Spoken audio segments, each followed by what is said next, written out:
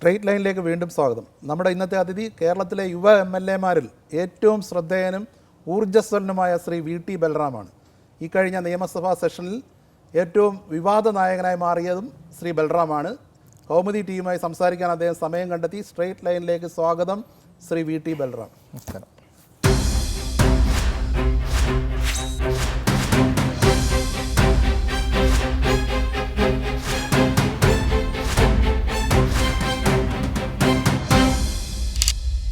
ഈ നിയമസഭയുടെ ഇക്കഴിഞ്ഞ സെഷനിൽ താങ്കളായിരുന്നു വിവാദ നായകൻ. അതായത് കേരള മുഖ്യമന്ത്രി ശ്രീ പിണറായി വിജയൻ്റെ മുഖത്ത് നോക്കി തോന്നിയാസം കാണിക്കരുത് എന്ന് താങ്കൾ പറഞ്ഞതായിട്ടാണ് അറിയാൻ കഴിഞ്ഞത്. എന്താണ് പ്രതികരണം? അല്ല, വിവാദ നായകനാണ് എന്നുള്ള വിശേഷണം സത്യത്തിൽ ഞാൻ അർഹിക്കുന്നില്ല. കാരണം നിയമസഭയിൽ ജനകീയ പ്രശ്നങ്ങൾ ഉയർത്തുക, ഭരണാധികാരികളുടെ മുഖത്ത് നോക്കി കാര്യങ്ങൾ ചൂണ്ടിക്കാണിക്കുക എന്നുള്ളത് ഞങ്ങളടക്കമുള്ള ആളുകളെ ജനങ്ങളെ ഏൽപ്പിച്ച ഉത്തരവാദിത്തമാണ്. ഇതുമായി ബന്ധപ്പെട്ട് നിയമസഭയിൽ ദൗർഭാഗ്യകരമായിട്ടുള്ളൊരു വിവാദത്തിലേക്ക് അതിനെ വലിച്ചഴിച്ചു കൊണ്ടുപോയത് ഇടതുപക്ഷത്തുള്ള ചില യുവ MLA-മാരാണ്. അവരുയർത്തിയ ചില നുണപ്രചരണങ്ങളാണ് വിവാദമായിട്ട് മാറിയത്. ഞാൻ നിയമസഭയുടെ ഫ്ലോറിൽ ബഹുമാനപ്പെട്ട മുഖ്യമന്ത്രിയെ അൺപാർലമെൻ്ററി ആയിട്ടുള്ളൊരു വാക്ക് ഉപയോഗിച്ചിട്ടില്ല. പക്ഷേ താങ്കൾ പറഞ്ഞതുപോലെ അദ്ദേഹത്തിൻ്റെ ചില സമീപനങ്ങളെ തുറന്ന് എതിർത്തിട്ടുണ്ട്. ഉദാഹരണത്തിന് ഇപ്പോൾ കൊച്ചിയിലെ മറൈൻ ഡ്രൈവിൽ ശിവസേന നടത്തിയ സദാചാര വിളയാട്ടം നമുക്കെല്ലാവർക്കും അറിയാം. അതിൽ പോലീസ് അവർക്ക് എത്രത്തോളം ഒത്താശ ചെയ്തു കൊടുത്തു എന്നുള്ളത് നമുക്കറിയാം. നിങ്ങൾ മാധ്യമങ്ങളടക്കം പുറത്തു കൊണ്ടുവന്ന ചില ഫോട്ടോസ് ഉണ്ട്. ഈ ശിവസേനക്കാർ മൊബൈലിൽ പിടിച്ച ആ വിഷ്വൽസ് നോക്കി രസിക്കുന്ന പോലീസുകാർ, യൂണിഫോം ഇട്ട് നിൽക്കുന്ന ആളുകൾ. അപ്പോൾ ഇത്തരത്തിൽ ആഭ്യന്തര വകുപ്പിൻ്റെ പ്രത്യക്ഷത്തിലുള്ള ഒരു പരാജയം അവിടെ ഉണ്ടാകുന്നു. ശിവസേന തന്നെ 2 ദിവസം മുമ്പ് പത്രത്തിൽ വാർത്ത കൊടുത്തിട്ടാണ് ഈ പരിപാടിക്ക് ഇറങ്ങുന്നത്. എല്ലാ ഇൻ്റലിജൻസ് റിപ്പോർട്ടും സ്വാഭാവികമായി തന്നെ ഗവൺമെൻറ്റിൻ്റെ കയ്യിലുണ്ടായിരിക്കും. എന്നിട്ടും അത് തടയുന്ന കാര്യത്തിൽ വീഴ്ച വരുത്തിയ ഒരു ആഭ്യന്തര വകുപ്പിൻ്റെ തലവൻ കൂടിയായിട്ടുള്ള മുഖ്യമന്ത്രി ഈ ശിവസേനയെ പ്രതിപക്ഷം വാടകയ്ക്ക് എടുത്തതാണ് എന്ന് നിയമസഭയുടെ ഫ്ലോറിൽ പറയുമ്പോൾ സ്വാഭാവികമായിട്ട് അതിനെ ചോദ്യം ചെയ്യേണ്ടതായിട്ടുണ്ട്. കാരണം അദ്ദേഹത്തിൻ്റെ വകുപ്പാണ്, അദ്ദേഹത്തിൻ്റെ നേരിട്ടുള്ള ഉത്തരവാദിത്തമാണ്, അദ്ദേഹത്തിൻ്റെ വീഴ്ചയാണ്. എല്ലാവരും അങ്ങനെ തന്നെ സമ്മതിക്കുന്ന കാര്യമാണ്. എന്നിട്ടും അദ്ദേഹം പ്രതിപക്ഷത്തെ അകാരണമായിട്ട് പഴിചാരുന്ന സമീപനം സ്വീകരിച്ചപ്പോഴാണ് അതിനെതിരെ നമുക്ക് പ്രതിഷേധിക്കേണ്ടതായിട്ട് വന്നത്. ആ പ്രതിഷേധം മാത്രമാണ്. പക്ഷേ പ്രതിഷേധത്തിലും മറ്റൊരു തരത്തിലുള്ള അൺപാർലമെൻ്ററി ആയിട്ടുള്ള വാക്ക് ഉപയോഗിച്ചിട്ടില്ല. ആക്രോശിച്ചൊന്നും വിരൽ ചൂണ്ടി എടാവാടാ വിളിച്ചെന്നൊക്കെ വേറെ പ്രതികരണം ഉണ്ടായത് ഞാൻ വിശ്വസിക്കുന്നില്ല. എടാപാടാ ഒന്നും വിളിച്ചിട്ടില്ല. ഈ പറഞ്ഞ പോലെ വിരൽ ചൂണ്ടി സംസാരിച്ചിട്ടുണ്ട്, കയർത്ത് സംസാരിച്ചിട്ടുണ്ട്, ശക്തമായി തന്നെ പ്രതിഷേധിച്ചിട്ടുണ്ട്. അതിൻ്റെ കാരണമാണ് ഞാൻ പറഞ്ഞത്. മറ്റു തരത്തിൽ വ്യാഖ്യാനിക്കുന്നത് അത് CPM-കാരുടെ സ്ഥിരം ഒരു പ്രചരണ തന്ത്രമാണ്. നമുക്കറിയാം, നേരത്തെ മുൻ അംബാസിഡറായിട്ടുള്ള ശ്രീ TP ശ്രീനിവാസനെ SFI-കാർ ബാധിച്ചപ്പോൾ അദ്ദേഹവും ഇതേ രീതിയിൽ എന്തൊക്കെയോ അനാവശ്യം സംസാരിച്ചു, അതുകൊണ്ടാണ് ഞങ്ങൾ തല്ലിയത് എന്നൊക്കെ ഉള്ളത്. അത് കോളേജ് കാലത്തെ SFI-യുടെ കാലഘട്ടം തൊട്ട് നമുക്കറിയാവുന്നതാണ് അവരുടെ സമീപന രീതി. ദൗർഭാഗ്യവശാൽ കേരളത്തിലെ മുഖ്യമന്ത്രിയും ആ ഒരു നിലവാരത്തിൽ സംസാരിക്കുകയും പ്രതികരിക്കുകയും ചെയ്യുന്നത് ഒരുപക്ഷെ അദ്ദേഹത്തിന് ചേർന്നതല്ല എന്നാണ് എനിക്ക് തോന്നുന്നത്. കാരണം കേരളത്തിൻ്റെ ചരിത്രത്തിൽ ആദ്യമായിട്ടാണെന്ന് തോന്നുന്നത്. കാരണം ഞങ്ങളൊക്കെ നിയമസഭയിൽ വന്നിട്ട് 5-6 വർഷമായിട്ടുള്ളൂ. പക്ഷേ മുതിർന്ന നേതാക്കന്മാർ വരെ പറയുന്നത് ഏത് തരത്തിലുള്ള പ്രകോപനം ഉണ്ടെങ്കിലും മുഖ്യമന്ത്രി നേരിട്ട് വെല്ലിലേക്ക് ഇറങ്ങി വരുന്നത് ആദ്യമായിട്ടാണ്. അപ്പോൾ ആ രീതിയിലുള്ള ഒരു സമീപനവും പ്രതികരണവും മുഖ്യമന്ത്രിയുടെ ഭാഗത്ത് നിന്ന് നിരന്തരം ഉണ്ടാവുന്നു എന്നുള്ളതാണ്. ആ ഒരു ഒറ്റ ഇൻസിഡൻറ്റിലല്ല.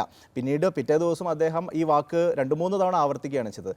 ഇന്നും അദ്ദേഹം മറ്റൊരു വിഷയത്തിൽ ആവശ്യമില്ലാത്ത ചില പ്രകോപനങ്ങൾ മുഖ്യമന്ത്രിയുടെ ഭാഗത്ത് നിന്ന് ഉണ്ടാവുന്നു എന്നുള്ളതാണ് സമീപ ദിവസങ്ങളിൽ നമുക്ക് കാണാൻ സാധിക്കുന്നത്. ഈ പിണറായി വിജയൻ എന്നുള്ള രാഷ്ട്രീയ നേതാവിൻ്റെ മുഖത്ത് നോക്കി സംസാരിക്കാൻ അദ്ദേഹത്തിൻ്റെ പാർട്ടിക്കാർക്കെന്നല്ല പ്രതിപക്ഷത്തുള്ളവർക്കും മടിയാണെന്ന് പൊതുവെ പറഞ്ഞു കേൾക്കാറുണ്ട്. അതെന്തോ എനിക്കറിയില്ല. അതിനുമാത്രം ജനാധിപത്യത്തിൽ ചോദ്യം ചെയ്യാൻ പാടില്ലാത്ത അതിമാനുഷ്യരാരും ഇല്ലല്ലോ. ശരിയാണ്, താങ്കൾ പറഞ്ഞതുപോലെ അദ്ദേഹത്തിന് ഇതധികം പരിചയം ഉണ്ടാവില്ല. അദ്ദേഹം ഒരു 10-15 വർഷക്കാലം പാർട്ടി സെക്രട്ടറി ആയിരുന്ന സമയത്ത് സർവ്വപ്രതാപിയായിരുന്നു. അദ്ദേഹത്തിൻ്റെ മുഖത്തേക്ക് വിരൽ ചൂണ്ടുന്ന പോയിട്ട് ഒരു ശബ്ദം ഉയർത്തി ഒരു അഭിപ്രായം പറയാൻ പോലും ധൈര്യമുള്ള ഒരാളെയും അദ്ദേഹം വെച്ചു ഉറപ്പിച്ചിട്ടില്ല. അങ്ങനെ ആരെങ്കിലുമൊക്കെ അദ്ദേഹത്തോട് വിയോജിച്ചിട്ടുണ്ടെങ്കിൽ അവരുടെയൊക്കെ അനുഭവങ്ങളും എന്തൊക്കെയായിരുന്നു നമുക്കറിയാം. അപ്പോൾ ആ ലെവലിലുള്ള ഒരു അപ്രതിരോധ്യമായിട്ടുള്ള ചോദ്യം ചെയ്യപ്പെടാത്ത ഒരു സ്റ്റാറ്റസ് അനുഭവിച്ചു വന്ന വ്യക്തി ആയതുകൊണ്ടായിരിക്കാം അദ്ദേഹത്തിന് നിയമസഭയുടെ ഫ്ലോറിൽ ഇത്തരത്തിലുള്ള ഒരു പ്രതിഷേധം ഉണ്ടാകുമ്പോൾ അതിൽ സമനിലെത്തുന്ന പോലെയുള്ള പ്രതികരണങ്ങൾ അദ്ദേഹത്തിൻ്റെ ഭാഗത്തുണ്ടാകുന്നതാണ്. താങ്കളുടെ ഒരു പ്രതിരോധത്തിൽ അദ്ദേഹം പതറിപ്പോയോ? ഞാൻ അങ്ങനെയൊന്നും കരുതുന്നില്ല.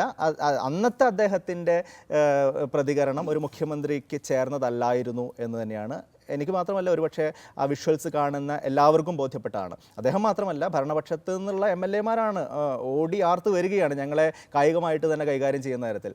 അവർ നടുത്തളത്തിൽ ഇറങ്ങിയില്ല എന്ന് മാത്രമേ ഉള്ളൂ. മുഖ്യമന്ത്രി ആക്രമിക്കാൻ വേണ്ടി പാഞ്ഞെടുത്തു എന്നുള്ളൊരു പ്രതികരണം ഒരിക്കലുമില്ല. ഞങ്ങൾ സ്പീക്കറുടെ ഡയസിൻ്റെ താഴെ നിന്നുകൊണ്ടാണ് ഞങ്ങൾ പ്രതികരിക്കാറുള്ളത്. ഇദ്ദേഹം ഇത്തരത്തിൽ ഒരു എന്താ പറയുക, ഒരിക്കലും നീതീകരിക്കാൻ പാടില്ലാത്ത ഒരു പരാമർശം ആവർത്തിച്ച് നടത്തിയപ്പോൾ, ഒരു തവണയല്ല, അബദ്ധത്തിൽ പറഞ്ഞു പോകുകയല്ല, ഇദ്ദേഹത്തിൻ്റെ ഒരു പ്രശ്നം അതാണ്. ഒരിക്കൽ അബദ്ധത്തിൽ ഒരു കാര്യം പറഞ്ഞാൽ അദ്ദേഹത്തിന് എന്തോ ദുരഭിമാനമുണ്ട്, അതും തിരുത്താൻ, അല്ലെങ്കിൽ ആ സിറ്റുവേഷൻ ഒന്ന് ഡൈല്യൂട്ട് ചെയ്യാൻ അദ്ദേഹം ശ്രമിക്കാറില്ല. വീണ്ടും വീണ്ടും അത് ആവർത്തിച്ച് പറഞ്ഞ് ഇനി അഥവാ ആ ആദ്യ നിലപാടിൽ നിന്ന് പിൻവലിച്ചാൽ തൻ്റെ ഈ സോക്കോൾഡ് ഇരട്ടച്ചങ്ക് തകർന്നു പോകുമോ, ആ ഒരു പ്രതീതി ആളുകളുടെ മനസ്സിലുള്ള ആ വിഗ്രഹം ആ നിലയിൽ മാറ്റപ്പെടുമോ എന്ന് തോന്നുന്നതുകൊണ്ടായിരിക്കും അദ്ദേഹം ഇത്തരം കാര്യങ്ങളിൽ അനാവശ്യമായിട്ടുള്ള ദുരഭിമാനം കാണിക്കുന്നുണ്ട്. അതാണ് പല സിറ്റുവേഷൻസും ഉണ്ടാക്കുന്നത്. ഈ എതിർ പാർട്ടിക്കാരനാണെങ്കിലും മുഖ്യമന്ത്രി സഭയുടെ നാഥനാണ്. ആ നിലയ്ക്ക് ബൽറാമിൻ്റെ പ്രതികരണം ഇച്ചിരി കൂടിപ്പോയെന്ന് തോന്നിയിട്ടുണ്ടോ? എനിക്ക് തോന്നുന്നില്ല. ഒരുപക്ഷെ എന്നോട് CPM-കാരായിട്ടുള്ള ആളുകളല്ലാത്ത ആരും ഈ സിറ്റുവേഷനെ കുറിച്ച് അത്തരത്തിലുള്ള ഒരു വിമർശനം ഉന്നയിച്ചിട്ടില്ല. ഞങ്ങൾ വളരെ മാന്യമായിട്ടുള്ള കേരള നിയമസഭയുടെ ചരിത്രം നമുക്കറിയാമല്ലോ. ഒരു വർഷം മുമ്പ് ഞങ്ങൾ അധികാരത്തിലിരുന്ന സമയത്ത് അന്നത്തെ പ്രതിപക്ഷം നിയമസഭയ്ക്കകത്ത് കാട്ടിക്കൂട്ടിയതെല്ലാം നമുക്കെല്ലാം അറിയാം. അത്തരത്തിലുള്ള ഒരു നിലവെട്ട പെരുമാറ്റവും ഇതുവരെ ഉണ്ടായിട്ടില്ല. ഇനിയുള്ള 4 വർഷങ്ങളിലും എന്തെല്ലാം പ്രകോപനം ഉണ്ടായാലും ഉണ്ടായിട്ടില്ല. പക്ഷേ മുഖ്യമന്ത്രിയാണ് എന്നുള്ള ഒരു പ്രിവിലേജ് ഉപയോഗിച്ചുകൊണ്ട് ഞങ്ങളെ ഇങ്ങോട്ട് ഭീഷണിപ്പെടുത്താൻ വന്നാൽ, അകാരണമായിട്ടുള്ള രാഷ്ട്രീയ ആരോപണങ്ങൾ ഞങ്ങളുടെ മേൽ ചാർത്താൻ വന്നാൽ സ്വാഭാവികമായിട്ടും നമുക്ക് തിരിച്ച് പ്രതികരിക്കേണ്ടതായിട്ട് വരും. അതിപ്പോൾ പിണറായി വിജയനാണോ, അദ്ദേഹം എന്താ പറയുക, ഈ രീതിയിൽ ആരാലും ചോദ്യം ചെയ്യപ്പെടാതെ ഇത്രയും കാലം വന്ന ആളാണോ എന്നൊന്നും നമുക്ക് നോക്കാൻ പറ്റില്ലല്ലോ. നമ്മൾ അഭിപ്രായങ്ങളോടാണ് വിയോജിക്കുന്നത്. പക്ഷേ പ്രതിപക്ഷത്താണെങ്കിലും മൊത്തത്തിൽ നോക്കിക്കഴിഞ്ഞാൽ യങ് ബ്രിഗേഡ്, അപ്പം ബൽറാം ആണെങ്കിലും ഷാഫി, അങ്ങനെ ഒരു ചെറുപ്പക്കാരുടെ ഒരു നിരയുണ്ട്. അവരാണ് എപ്പോഴും ഭരണപക്ഷത്തെ ആക്രമിക്കാൻ മുന്നിട്ടിറങ്ങുന്നത്. അതേസമയം വളരെ സീസൺഡ് പൊളിറ്റീഷ്യൻസ് എന്ന് വിശേഷിപ്പിക്കാവുന്ന പ്രതിപക്ഷ നേതാവ് ഉൾപ്പെടെയുള്ള ആൾക്കാർ പോലും ഒരു അഴകുഴമ്പൻ നയമാണ് സ്വീകരിക്കുന്നതെന്ന് പറഞ്ഞാൽ എന്ത് പറയും? ഈ അഴകുഴമ്പൻ എന്നുള്ള വാക്കിനോട് ഞാൻ യോജിക്കുന്നില്ല. സ്വാഭാവികമായിട്ട് സീനിയർ അംഗങ്ങൾ ഒരു പക്ഷേ ഒരു ഓവർ മെച്യൂരിറ്റി കാണിക്കുമായിരിക്കും. ഞങ്ങൾക്ക് മെച്യൂരിറ്റി ഇല്ല എന്നുള്ളതല്ല അതിൻ്റെ അർത്ഥം. ഒരു പക്ഷേ ചോദ്യം പക്വത കുറവില്ലായ്മയെ കുറിച്ചല്ല, പക്വത കാട്ടി തന്നെ സംസാരിക്കണം. പക്ഷേ വിഷയങ്ങളുടെ ഒരു തീവ്രതയിലേക്ക് അവർ ആഴ്ന്നിറങ്ങും. ഒരു പക്ഷേ 2 ജനറേഷൻ്റെ വ്യത്യാസമായിരിക്കാം. ഞങ്ങൾ വരുന്ന ജനറേഷൻ സ്വാഭാവികമായി ഇത്തരം കാര്യങ്ങളിൽ പറയേണ്ട ഭാഷയിൽ, പറയേണ്ട തീവ്രതയോടുകൂടി, എന്നാൽ പറയേണ്ട ആത്മാർത്ഥതയോടുകൂടി വിഷയങ്ങൾ ഉന്നയിക്കണം എന്ന് കരുതുന്ന ആളുകളാണ്. പൊതുസമൂഹം ഞങ്ങളിൽ നിന്ന് പ്രതീക്ഷിക്കുന്നതാണ്. ഒരു പക്ഷേ മുൻകാലങ്ങളിൽ കുറേ കാലമായിട്ട് എക്സ്പീരിയൻസ്ഡ് ആയിട്ടുള്ള ആളുകൾ മറിച്ചൊരു രീതിയിലായിരിക്കും അവരുടെ പാർലമെന്ററി ജീവിതം മുന്നോട്ട് കൊണ്ടുപോയിട്ടുള്ളത്. അവർ ആ ശൈലിയിൽ തുടരുന്നു എന്ന് മാത്രമേ. അതോ ഈ ഗവൺമെന്റിൽ നിന്ന് എന്തെങ്കിലും അന്വേഷണം മറ്റോ വരുമെന്നുള്ള ഉത്കണ്ഠയാണോ? അത്തരത്തിലൊന്നും ഇല്ലല്ലോ. ഞങ്ങൾ അങ്ങോട്ട് വെല്ലുവിളിക്കുകയല്ലേ. നിങ്ങളുടെ കാര്യമല്ലോ. അല്ല, ഞാൻ പറഞ്ഞത് ഞങ്ങളെന്ന് പറയുന്നത് ഞങ്ങളുടെ പാർട്ടി അല്ലെങ്കിൽ ഞങ്ങളുടെ മുന്നണി ഈ ഗവൺമെന്റിനെ എത്രയോ തവണ അങ്ങോട്ട് വെല്ലുവിളിക്കുകയാണ്. കാരണം മുൻ ഗവൺമെന്റുകളെ കുറിച്ച് നിങ്ങൾ ഉന്നയിച്ചിരുന്ന ആക്ഷേപങ്ങൾ, അഴിമതി ആരോപണങ്ങൾ അടക്കം, അക്കാര്യങ്ങൾ അന്ന് നിങ്ങൾ ഉന്നയിച്ചത് എന്തെങ്കിലും ആത്മാർത്ഥതയോടുകൂടി ആയിരുന്നുവെങ്കിൽ നിങ്ങൾക്കത് തെളിയിക്കാനുള്ള അവസരമാണ്, കേസെടുക്കാനുള്ള അവസരമാണ്. ഇപ്പോൾ കഴിഞ്ഞ ഗവൺമെൻറ്റിൻ്റെ ഒരു ക്യാബിനറ്റ് തീരുമാനത്തെക്കുറിച്ച് വലിയ ആക്ഷേപം ഉണ്ടായി. ആ ക്യാബിനറ്റിലെടുത്ത എത്രയോ അധികം തീരുമാനങ്ങൾ നിയമവിരുദ്ധമാണ്, ആരെയൊക്കെ സഹായിക്കാനാണ്, മാഫിയകൾക്കാണ്, കേരളത്തെ തീരെഴുതി കൊടുക്കുകയാണ് എന്നെല്ലാം പറഞ്ഞ് വലിയ ആക്ഷേപം തെരഞ്ഞെടുപ്പിലടക്കം അത് ഉയർന്നു വന്നു. അതിനുശേഷം ആ ക്യാബിനറ്റിലെ തീരുമാനങ്ങൾ പഠിക്കുന്നതിന് വേണ്ടി ഒരു സബ് കമ്മിറ്റിയെ ഈ പുതിയ ഗവൺമെൻറ് നിയോഗിച്ചു, ശ്രീ AK ബാലൻ കൺവീനറായിട്ടുള്ള. ഇതുവരെ ആ പറഞ്ഞ തീരുമാനങ്ങളിൽ ഒന്നുപോലും റദ്ദാക്കിയിട്ടില്ല, ഒന്നുപോലും പുനഃപരിശോധിച്ചിട്ടില്ല. അതിൻ്റെ ഒന്നിൻ്റെ പോലും പേരിൽ ആർക്കെങ്കിലും എതിരെ ഉത്തരവാദിത്വം ചാരി അവർക്കെതിരെ കേസെടുക്കുകയോ നടപടിയെടുക്കുകയോ ചെയ്തിട്ടില്ല. അപ്പോൾ കഴിഞ്ഞ ഗവൺമെൻറ്റിനെതിരെ അകാരണമായിട്ട് ഉയർത്തിയ രാഷ്ട്രീയ ആരോപണങ്ങളായിരുന്നു ഈ അഴിമതി ആരോപണങ്ങൾ അടക്കം എന്നുള്ളതാണ് ഇപ്പോൾ തെളിഞ്ഞു വരുന്നത്. അതല്ല എന്നുണ്ടെങ്കിൽ, അക്കാര്യത്തിൽ എന്തെങ്കിലും കഴമ്പുണ്ടായിരുന്നുവെങ്കിൽ നിങ്ങളത് തെളിയിക്കൂ.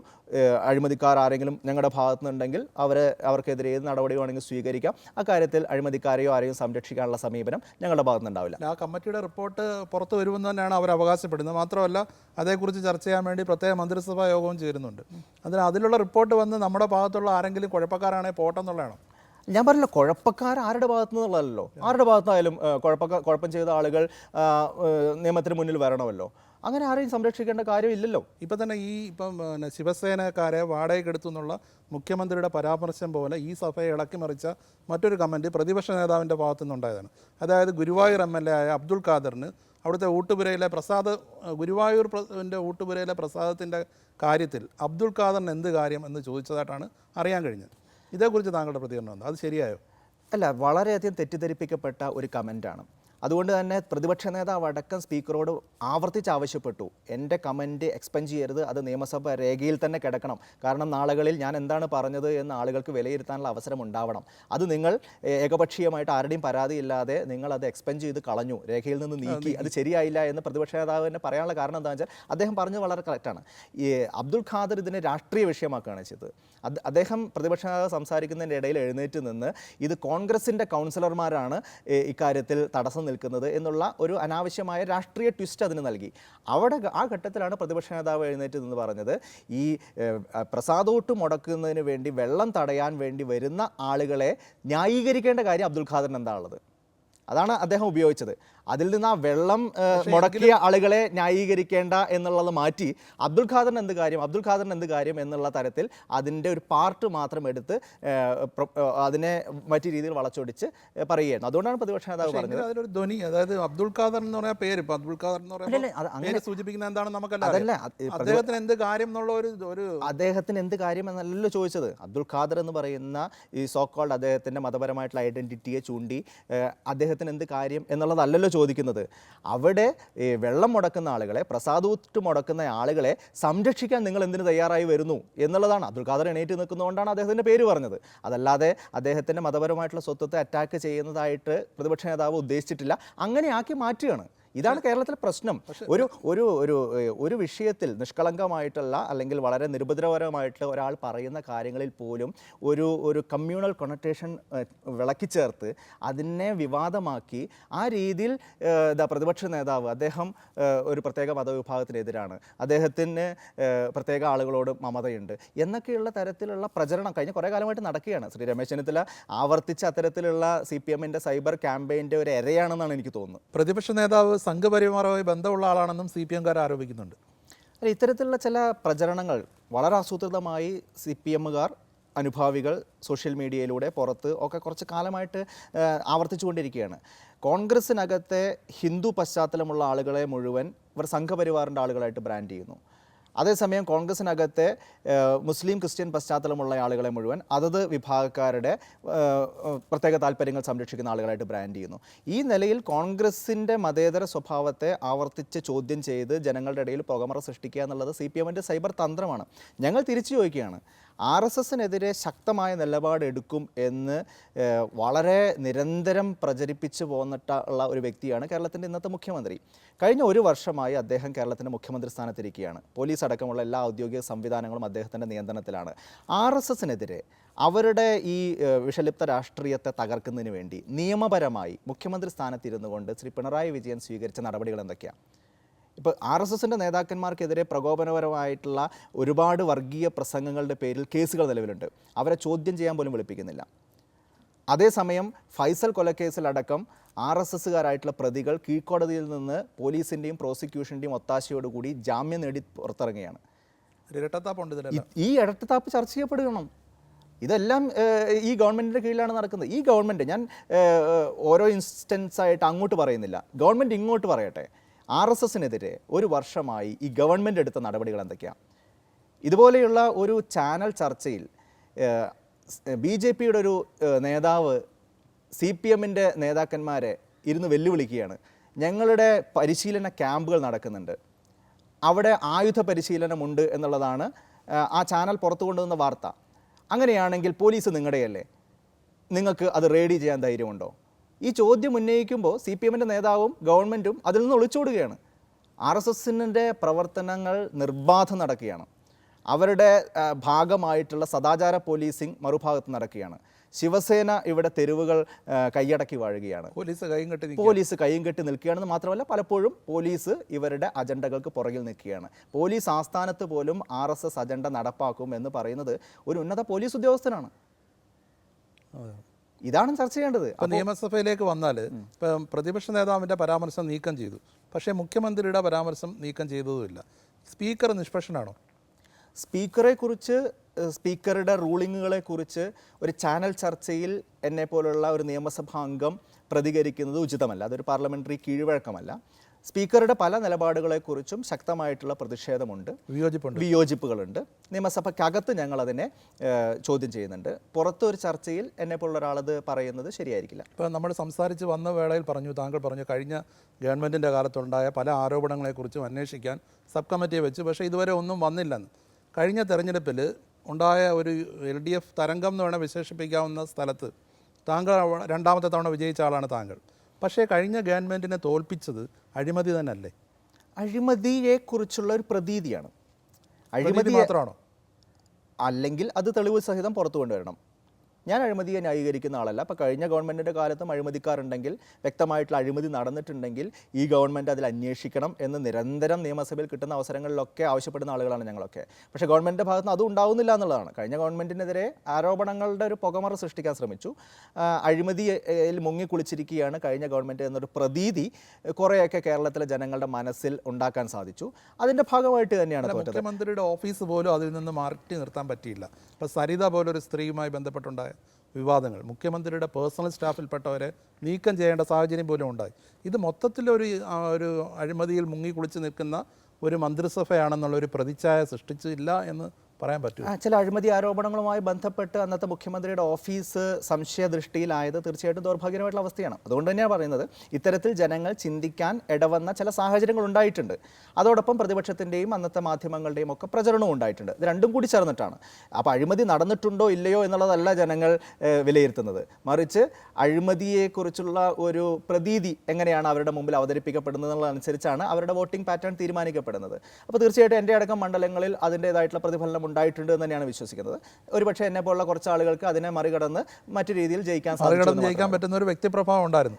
വ്യക്തിപ്രഭാവം മാത്രമല്ല, കഴിഞ്ഞ 5 വർഷത്തെ ഞങ്ങളുടെ മണ്ഡലത്തിനകത്ത് കഴിഞ്ഞ 5 വർഷത്തെ ഗവൺമെന്റിന്റെ വികസന പ്രവർത്തനങ്ങൾ, ഒരുപക്ഷെ എൻ്റെ മണ്ഡലത്തെക്കുറിച്ച് പറയുകയാണെങ്കിൽ അതിനു മുമ്പുള്ള ഒരു കാലത്ത് നടത്താത്ത അത്രയും വികസന പ്രവർത്തനങ്ങൾ കഴിഞ്ഞ 5 വർഷത്തിനകത്ത് നടത്താൻ സാധിച്ചു എന്ന് ജനങ്ങൾക്ക് ബോധ്യപ്പെട്ടിട്ടുണ്ട്. ആ അടിസ്ഥാനത്തിലുള്ള ഒരു ജനവിധിയാണ്. പക്ഷേ എല്ലാ സ്ഥലങ്ങളിലും ആ രീതിയിൽ ജനങ്ങളെ കാര്യങ്ങൾ പറഞ്ഞ് ബോധ്യപ്പെടുത്താൻ കഴിഞ്ഞിട്ടില്ല. അത് സംഘടനാപരമായിട്ട് ചർച്ച ചെയ്യേണ്ടതാണ്. കോൺഗ്രസിൻ്റെ ഒരു ക്യാമ്പയിൻ സ്ട്രാറ്റജിയുമായിട്ട്, കോൺഗ്രസിൻ്റെ ഒരു കമ്മ്യൂണിക്കേഷൻ സ്ട്രാറ്റജിയുമായിട്ട് ബന്ധപ്പെട്ടൊരു കാര്യമാണ്. കോൺഗ്രസ് പാർട്ടി ആ കാര്യത്തിൽ കുറച്ചുകൂടി ശ്രദ്ധിക്കണമെന്നാണ് എനിക്ക് തോന്നുന്നത്. ഈ ജനങ്ങളെ കോൺഗ്രസിൻ്റെ പോസിറ്റീവ്സിനെ പറഞ്ഞ് ബോധ്യപ്പെടുത്തുക എന്ന് പറയുന്ന ഒരു വലിയ ഹെർക്കുലിയൻ ടാസ്ക്കാണ്. അത് പലപ്പോഴും ഇലക്ഷൻ സമയത്തുള്ള പ്രചരണങ്ങളൊക്കെ നടക്കുന്നുണ്ടെങ്കിലും ഒരു കണ്ടിന്യൂസ് എഫേർട്ടായിട്ട് ഇത് വരുന്നില്ല എന്നുള്ള ഏറ്റവും വലിയ പ്രശ്നമാണ്. ഇപ്പോൾ പഞ്ചാബിൽ അധികാരത്തിലേക്ക് തിരിച്ചു വന്നു, മണിപ്പൂരിലും ഗോവയിലും ഏറ്റവും വലിയ ഒറ്റ കക്ഷിയായി. പക്ഷേ UPയിലും ഉത്തരാഖണ്ഡിലും തകർന്നടിഞ്ഞു. കോൺഗ്രസ് ദേശീയ തലത്തിൽ ദുർബലമാവുകയല്ലേ? അങ്ങനെ പറയാൻ കഴിയില്ലല്ലോ. ഇപ്പോൾ ഈ 5 തെരഞ്ഞെടുപ്പ് നടന്നു. ഈ 5 തെരഞ്ഞെടുപ്പിൽ 3 സ്ഥലങ്ങളിലും യഥാർത്ഥത്തിൽ 3 സ്ഥലങ്ങൾ എന്ന് പറയാമെങ്കിൽ അവിടുത്തെ ജനസംഖ്യയും അവിടുത്തെ സീറ്റും പ്രധാനം. ഗോവയിൽ വെറും 40 സീറ്റേ ഉള്ളൂ. അല്ല, ഓരോ സംസ്ഥാനത്തിനും അതിൻ്റെതായിട്ടുള്ള പ്രാധാന്യം ഉണ്ടല്ലോ. യുപിക്കുള്ള പ്രാധാന്യം അതിനൊന്നും. തീർച്ചയായിട്ടും UPയിൽ ഞങ്ങൾ കഴിഞ്ഞ കുറച്ച് കാലങ്ങളായിട്ട്, കഴിഞ്ഞ 1-2 പതിറ്റാണ്ടുകളായിട്ട് നമ്മൾ ആ പിക്ചറിൻ്റെ മെയിൻ സ്ട്രീമിൽ ഇല്ലല്ലോ. ഇല്ല. അപ്പോൾ ഇത്തവണ UPയിൽ ഞങ്ങൾ ചെയ്തത് എന്താ? ഞങ്ങളുടെ ഒരു ഉത്തരവാദിത്വ നിർവഹണമാണ്. ഞങ്ങൾ ഒറ്റയ്ക്ക് BJPയെ ഫൈറ്റ് ചെയ്ത് തോൽപ്പിക്കാൻ UPയിൽ സാധിക്കില്ല. ആ യാഥാർത്ഥ്യം തിരിച്ചറിയുന്നു. അപ്പോൾ ഞങ്ങൾക്ക് മുമ്പിലുള്ള ഓപ്ഷൻ എന്താ? ഏതെങ്കിലും തരത്തിൽ BJPയെ തോൽപ്പിക്കാൻ കഴിയുന്ന ഒരു ക്രെഡിബിൾ ആൾട്ടർനേറ്റീവ് സെക്യുലർ ഫോഴ്സ് ആയതാ, അവരെ സപ്പോർട്ട് ചെയ്യുക. ആ നിലയിലാണ് SPയുമായിട്ട്, അഖിലേഷ് യാദവുമായിട്ട് ഒരു അലയൻസ് ഉണ്ടാക്കുന്നത്. അപ്പോൾ ആ നിലയിലുള്ള ഒരു ഉത്തരവാദിത്തം ഞങ്ങൾ നിർവഹിക്കുകയാണ്.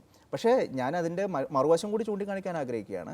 ഈ രീതിയിൽ രാജ്യം മുഴുവൻ സെക്യുലറിസത്തിന് വേണ്ടി വാദിക്കുകയും ഫാഷിസത്തെ, സംഘപരിവാറിനെ അധികാരത്തിൽ അകറ്റി നിർത്തണമെന്ന് അത് ഞങ്ങൾ നിർവഹിക്കുന്ന ദൗത്യമാണ് എന്ന് പറയുന്ന ഇടതുപക്ഷം ഇത്തരത്തിലുള്ള കാര്യങ്ങളിലൊക്കെ അങ്ങേയറ്റം ദുർബലമാണെങ്കിൽ പോലും ചില മണ്ഡലങ്ങളിലെങ്കിലും അവരുടെ വോട്ട് ഒരുപക്ഷെ നിർണായക ആകാൻ സാധ്യതയുണ്ടല്ലോ. അതിപ്പോൾ തെരഞ്ഞെടുപ്പ് കഴിഞ്ഞപ്പോൾ ആളല്ലേ അതിൻ്റെ റിസൾട്ട് നമുക്ക് പുറത്തു വന്നത്. പക്ഷേ തെരഞ്ഞെടുപ്പിന് മുമ്പ് തന്നെ കോൺഗ്രസുമായിട്ട് കൂട്ടുകൂടില്ല എന്നുള്ള ഒരു നിഷേധാത്മകമായിട്ടുള്ള സ്റ്റാൻഡാണ് എടുക്കുന്നത്. പക്ഷേ അവിടെ കോൺഗ്രസിൻ്റെ ഭാഗത്തു നിന്നുണ്ടായത്, ഇപ്പോൾ രാഹുൽ ഗാന്ധിക്കായിരുന്നു UP തെരഞ്ഞെടുപ്പിൻ്റെ ഒരു നിർണായകമായ നേതൃത്വം പാർട്ടിക്കകത്ത്. അഖിലേഷ് യാദവുമായിട്ട് സഖ്യമുണ്ടാക്കി. പക്ഷേ അവിടുത്തെ യാഥാർത്ഥ്യം, ഗ്രൗണ്ട് റിയാലിറ്റി എന്ന് പറയുന്നത് മനസ്സിലാക്കാതെയാണ് രാഹുൽ ഗാന്ധി പ്രവർത്തിച്ചതെന്ന് പറയുന്ന ആൾക്കാരുണ്ട്. കാരണം കഴിഞ്ഞ 5 വർഷമായിട്ട് അവിടെ സ്പർദ്ധ വളർത്തുന്ന വർഗീയ സംഘർഷങ്ങളുണ്ടായിട്ടുണ്ട്, അഴിമതികളുണ്ടായിട്ടുണ്ട്. മാത്രമല്ല യാദവ് വിഭാഗത്തിൽപ്പെട്ടവർക്ക് വാരിക്കോരി സഹായം ചെയ്തു. അപ്പോൾ ബി ജെ പി വളരെ തന്ത്രപരമായ നിലപാടെടുത്തു.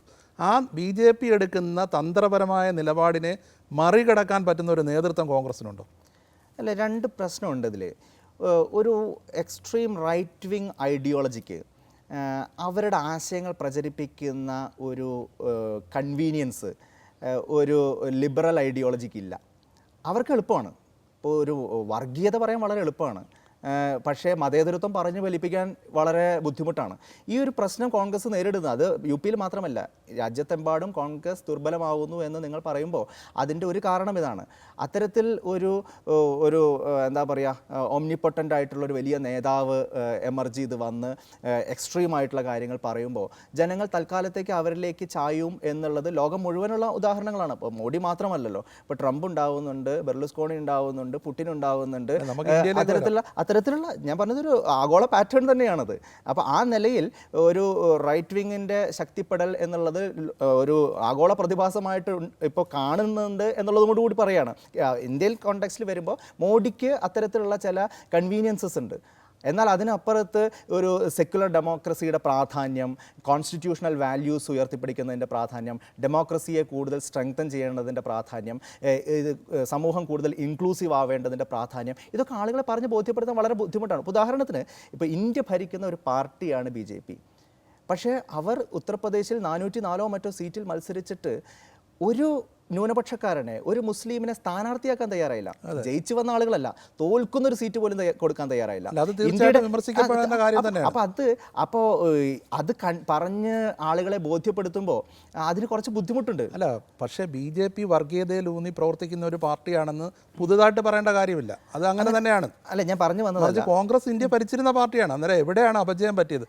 മാത്രമല്ല, മോദിയുടെ കാര്യം എടുക്കാം. മോദിയുടെ നയങ്ങളോട് മുഴുവൻ വിയോജിച്ചാലും അദ്ദേഹത്തെ പോലെ കരിസ്മയുള്ള ഒരു നേതാവിനെ മറുഭാഗത്ത് നിർത്താൻ കോൺഗ്രസിന് കഴിയുന്നില്ല. അതല്ലേ യാഥാർത്ഥ്യം? ഞാൻ അതാണ് പറഞ്ഞത്. ഇത്തരത്തിൽ ഒരു എന്താ പറയുക 80% ഒരു പ്രത്യേക മതവും മറ്റ് ന്യൂനപക്ഷ മതങ്ങളെല്ലാം കൂടി 10-20% മാത്രമുള്ള ഒരു സ്ഥലത്ത് ഒരു കമ്മ്യൂണൽ പോളറൈസേഷൻ ഉണ്ടാക്കുക എന്ന് പറയുന്നത് എളുപ്പമാണ്. ആ കമ്മ്യൂണൽ പോളറൈസേഷൻ ഉണ്ടാക്കിയാൽ ഈ 20% പൂർണ്ണമായി നെഗ്ലക്റ്റ് ചെയ്ത് ഇഗ്നോർ ചെയ്ത് നിങ്ങൾക്ക് മുന്നോട്ട് പോകും നിങ്ങളുടെ പൊളിറ്റിക്സുമായിട്ട്. പക്ഷേ ഒരു ഇൻക്ലൂസീവ് ഡെമോക്രസിയെക്കുറിച്ച് സംസാരിക്കുന്ന ആളുകൾക്ക് ഇവിടെയുള്ള ആളുകളെയും കൺവിൻസ് ചെയ്യണം, ഈ പറഞ്ഞ ആളുകളെയും ഒപ്പം നിർത്തണം. അത് അത്ര എളുപ്പമുള്ള കാര്യമല്ല. മുൻകാലങ്ങളിൽ ഇന്ത്യൻ പോളിറ്റി ഇത്രമാത്രം കമ്മ്യൂണലി പോളറൈസ്ഡ് ആയിരുന്നില്ല. അതുകൊണ്ട് കോൺഗ്രസിൻ്റെ പൊളിറ്റിക്സും ഡെവലപ്മെൻറ്റ് അജണ്ടയും മുന്നോട്ട് വയ്ക്കാൻ പറ്റുമായിരുന്നു. ഇന്ന് അങ്ങനെയല്ല. ഓരോ സ്റ്റേറ്റിലും ഓരോ നാൾ കഴിയുന്തോറും കമ്മ്യൂണൽ പോളറൈസേഷൻ വളരെ സജീവമായിട്ട് വരിക. കോൺഗ്രസിൻ്റെ സ്ഥിതി താഴേക്ക് പോകുന്നതാണോ പറഞ്ഞു വരുന്നത്? അത് കോൺഗ്രസിൻ്റെ സ്ഥിതിയല്ല, ഇന്ത്യൻ ഡെമോക്രസിയുടെ സ്ഥിതിയായിട്ടാണ് നമ്മൾ കാണേണ്ടത്. ഇന്ത്യൻ ഡെമോക്രസി ഒരു ഡെമോക്രസി എന്ന് വിശേഷിപ്പിക്കാൻ കഴിയാത്ത വണ്ണം ഫാഷിസ്റ്റ് വൽക്കരിക്കപ്പെടുന്നു എന്നുള്ളതൊരു വലിയ തീക്ഷ്ണമായിട്ടുള്ള യാഥാർത്ഥ്യമാണ്. ആ യാഥാർത്ഥ്യത്തെ അഭിമുഖീകരിക്കേണ്ടത് കോൺഗ്രസ് മാത്രമല്ല, അത് കോൺഗ്രസിൻ്റെ മാത്രം ഉത്തരവാദിത്വമല്ല, കോൺഗ്രസിൽ മാത്രമല്ല അതിൻ്റെ ഭാരം ചുമത്തേണ്ടത്. ഇന്ത്യൻ ഡെമോക്രസിയെ, ഇത് ഐഡിയ ഓഫ് ഇന്ത്യ എന്ന് പറയുന്ന ആശയത്തെ ഉൾക്കൊള്ളുന്ന മുഴുവൻ ആളുകളും ആ സെക്കൻഡ് ബെസ്റ്റ് ഓൾട്ടർനേറ്റീവ് എന്നുള്ള നിലയിൽ കോൺഗ്രസിനെ പിന്തുണച്ച് ഒരു വിശാല മതേതര സഖ്യം ഓരോ സംസ്ഥാനത്തും ഉണ്ടാക്കണമെന്നുള്ളതാണ് ഞങ്ങൾ ആഗ്രഹിക്കുന്നത്. അതുകൊണ്ടാണ് ഞാൻ നേരത്തെ പറഞ്ഞത് CPM അടക്കമുള്ള കക്ഷികൾ അതിന് തയ്യാറാവുന്നില്ല പല സ്ഥലങ്ങളിലും.